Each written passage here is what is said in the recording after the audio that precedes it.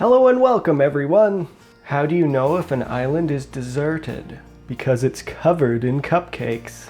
With St. Patrick's Day coming up this week, I decided we should do something special today. So we're going to be making Guinness chocolate cupcakes with Irish cream frosting. Now that combination may sound a bit strange at first, but the dark malty tones of the stout really accentuate the rich chocolatey cupcakes. And of course, Irish cream frosting is just plain delicious even on its own. Best of all, these cupcakes are fairly simple to make. For today's recipe, you will need, for the cupcakes, 2 cups of flour, 2½ teaspoons of baking soda, 1/2 teaspoon of salt, 2 cups of white sugar, 1 cup of Guinness, though you can use whatever your favorite stout or porter is. A chocolate porter, for instance, would be fabulous. 1 cup of unsalted butter, 3/4 of a cup of cocoa powder, 2/3 of a cup of sour cream, 2 large eggs at room temperature, and 2 tablespoons of vanilla extract. For the frosting, 4 cups of powdered sugar, 1 package of cream cheese at room temperature or softened, 1/2 cup of butter at room temperature or softened,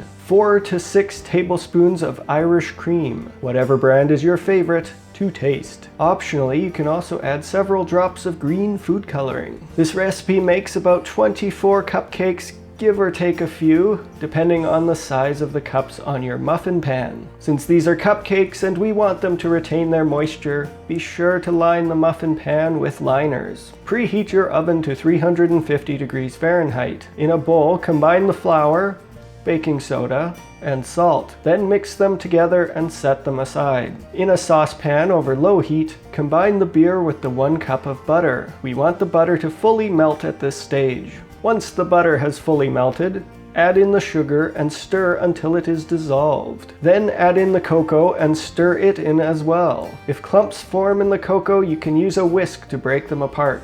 Remove the pan from the stove and let it cool for several minutes, roughly 5 to 10, before moving on to the next step. Using a hand or stand mixer, beat together the sour cream, vanilla, and the eggs until everything is well combined. Make sure that the chocolate mixture is not too hot to the touch. If it is still very hot, set it aside for another few minutes. Slowly beat the chocolate into the sour cream and egg mixture until everything is well combined. Now add the flour 1 cup at a time. Make sure not to overmix at this stage.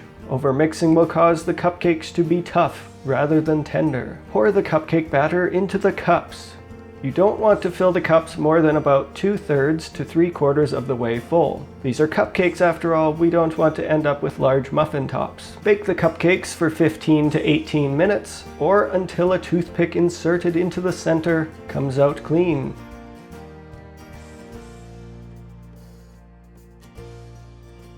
Remove them from the oven and allow them to cool for 5 to 10 minutes. Then remove the cupcakes from the pan and place them on a cooling rack to allow them to fully cool. Never frost a warm cupcake, otherwise the frosting will just melt. While you wait for them to cool, you can begin work on the frosting. If your butter and cream cheese are both at room temperature, you're good to go. Otherwise, you can soften them in the microwave for about 15 seconds. I like to cut the butter and cream cheese up into smaller chunks to make them easier to beat together. Now beat the butter until it is smooth and creamy.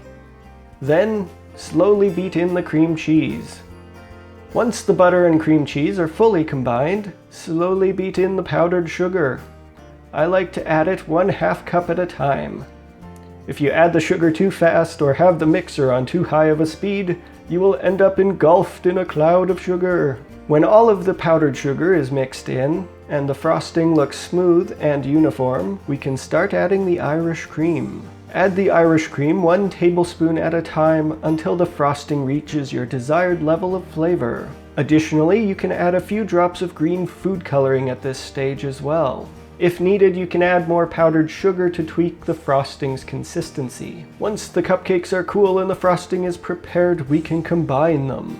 I recommend only frosting as many as you plan to eat in that same day. This is because cream cheese frosting is perishable, so it shouldn't be out of the fridge for more than 1 day. For storing the cupcakes, I recommend storing them and the frosting separately. The cupcakes should be kept in an airtight container to prevent them from drying out, whereas the icing should be kept in the fridge to keep it from spoiling. You can easily beat the frosting back into spreadable consistency as you need it. These cupcakes are a fantastic celebration of both chocolate and stout, with wonderfully creamy and smooth icing to really top them off. They are a tasty and fairly simple way to add a bit of extra fun to your St. Patrick's Day. I hope this recipe has inspired you to give it a go, and I would love to hear any comments, feedback, or ideas for future videos down in the section below. If you were inspired by this video, then be sure you hit that like button and subscribe to the channel. That way you won't miss any future treats or eats.